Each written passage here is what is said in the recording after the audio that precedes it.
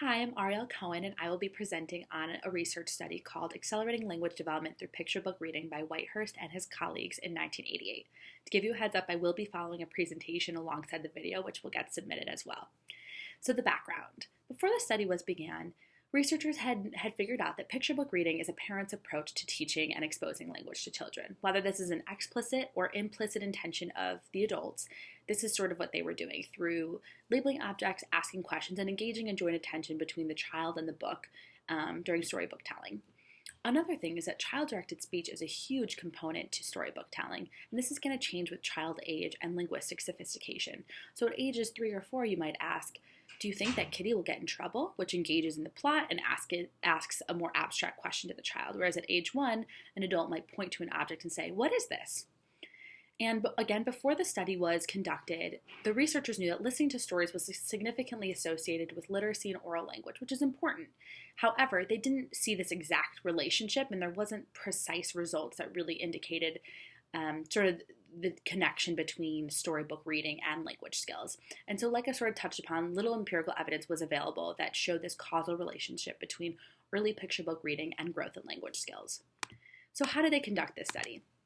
They took 29 infants between the ages of 21 and 35 months, and they split them into a control and experimental group. The experiment lasted 4 weeks, split into two-week assignments.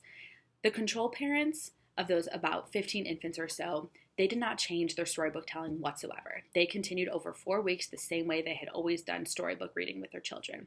The experimental parents, before each 2-week assignment, would go into the university and talk to the researchers, and the researchers would give them quick cues about how they would change their child-directed speech during storybook telling over the next 4 weeks. They did changes in frequency and timing of child-directed speech.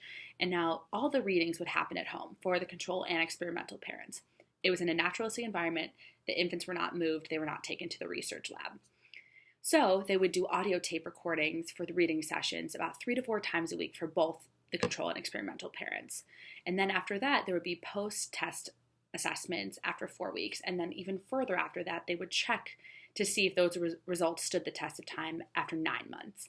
So the assessments they use are called ITPA, PPVT, EOWPVT, and mean length utterance, or MLU. The results of the study. They found what they expected to see. Frequency and timing in storybook reading affected language development. Nothing new. They knew this ahead of time. It's what the researchers expected to see.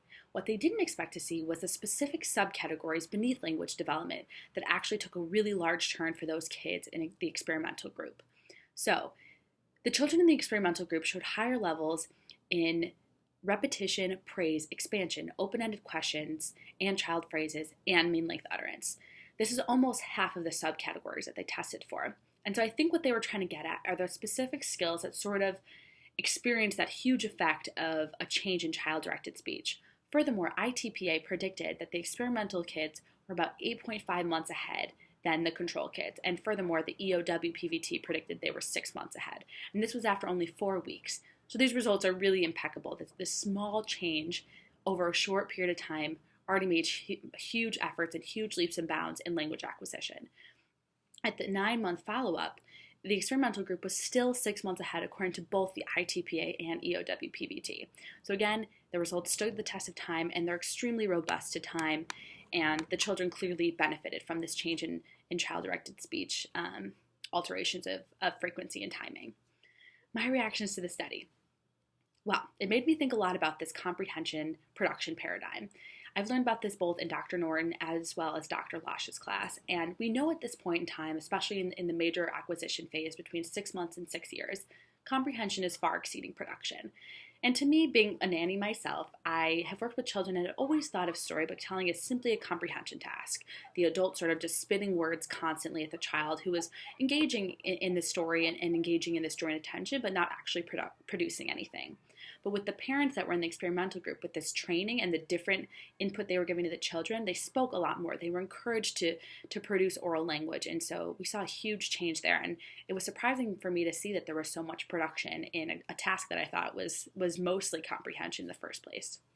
Another huge part of this is the environmental influence, which is a huge sector of our class and one of the main topics that we discuss.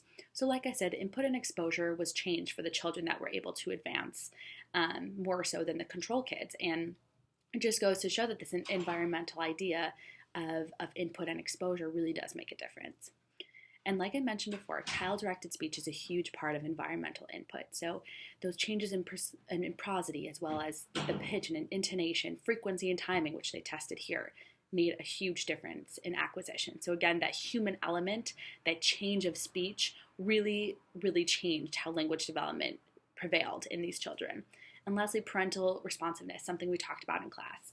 So a parent sort of giving those affirmations and giving that feedback and attending to the same object, the book or the photos in the book, was really helpful for these children. So what are the implications of this study? What can we learn and take away from it?